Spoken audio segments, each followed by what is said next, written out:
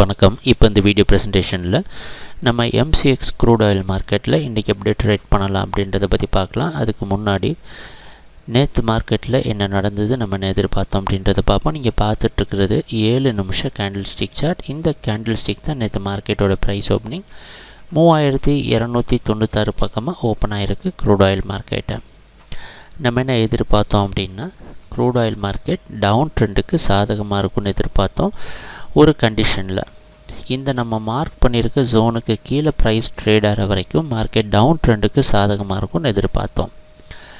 அந்த அடிப்படையில் ப்ரைஸ் தொடர்ந்து, ஆனால் ஒரு விஷயம் இன்னொன்று என்ன சொல்லியிருந்தோன்னா, இந்த 3380க்கு மேலே ப்ரைஸ் போச்சு அப்படின்னா 3320 ஸ்டாப் லாஸாக வச்சு நம்ம பையிங்க்கு ரிவர்ஸ் பண்ணிக்கலாம் அப்படின்ற ட்ரேடிங் திட்டத்தோடு தான் நம்ம ட்ரேடிங் ஆரம்பித்தோம். அந்த அடிப்படையில் ப்ரைஸ் ஓப்பன் ஆனது கம்மியாக ஓப்பன் ஆனதுனால செல்லிங் காரணமாக நம்ம அடுத்த டார்கெட்டான 3260 தொட்டிருக்கு.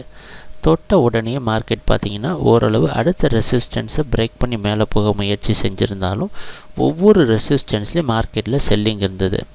ஆனால் கவனிக்க வேண்டிய விஷயம் என்னென்னா, டார்கெட்டான 3260 தொட்டதுக்கு அப்புறம் இருந்து ஒவ்வொரு முறையும் லோ இன்க்ரீஸ் ஆகிட்டே வந்திருக்கு. பார்த்திங்கன்னா கண்டினியூஸாக லோ அதிகரிச்சிட்டே வந்து ப்ரைஸ் க்ளோஸ் ஆனது 3347. நம்மளோட முக்கியமான ஜோனுக்குள்ளேயும் ப்ரைஸ் ட்ரேட் ஆகிருக்கு, அதுலேயும் ரெசிஸ்டன்ஸ் எடுத்திருக்கு. இதுலேருந்து நமக்கு என்ன தெரியுது அப்படின்னா, நேற்று மார்க்கெட்டோட க்ளோசிங், அதாவது வெள்ளிக்கிழமை மார்க்கெட் க்ளோசிங்கை விட அதிகம், ஓப்பனிங்கை விட அதிகமாக க்ளோஸ் ஆகிருக்கு. இதெல்லாம் செல்லிங்க்கு நெகட்டிவான விஷயம். ஆனால் 3360க்கு கீழே க்ளோசிங் கொடுத்தது செல்லிங்கு ஒரு பாசிட்டிவான விஷயமாக அமையுது. இது ஒரு குழப்பமான இடத்துல தான் மறுபடியும் க்ளோசிங் வந்திருக்கு.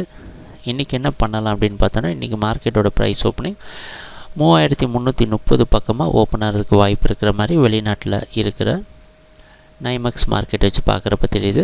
லோவர் ஓப்பனிங், முன்னாடி க்ளோசிங்கை விட கம்மியாக ஓப்பன் ஆகிறதுனால இது செல்லிங்க்கு மறுபடியும் இன்னொரு பாசிட்டிவான விஷயமாக எடுத்துக்கலாம்.